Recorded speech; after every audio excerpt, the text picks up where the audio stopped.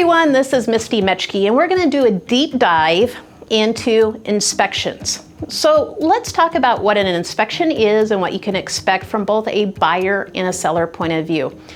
So an inspection is an option. It's not mandatory. It's something that you can negotiate for on the purchase agreement. And as your real estate agent, I'm always going to encourage you to get an inspection. So an inspection is usually done up front in the home buying process. Typically within the first week or two, we usually call it 10 business days.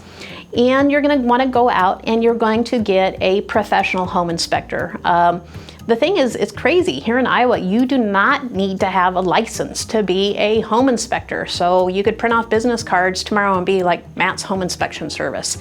I do recommend you work with a professional home inspector that's certified, bonded, and is, anyway, try that again.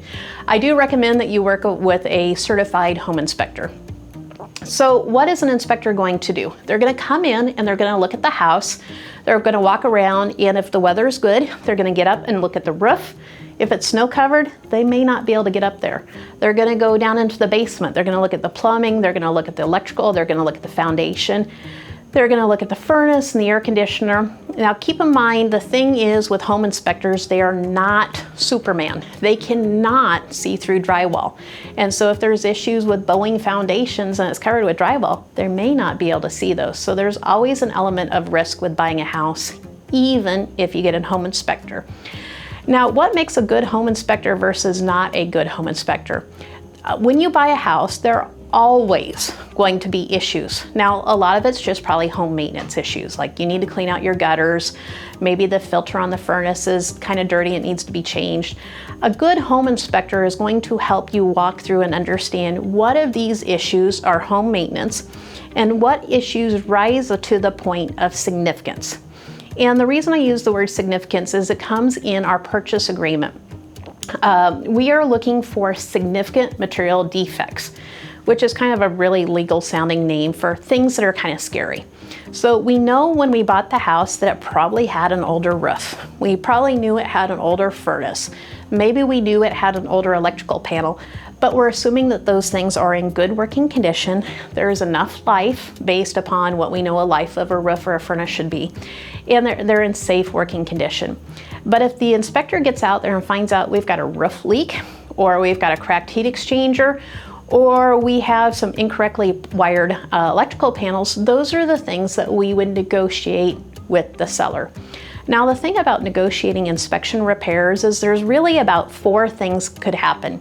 If we find these issues, we write them up, we send it to the seller, and they're going to do one of 4 things. First one, they may come in and they'll fix everything.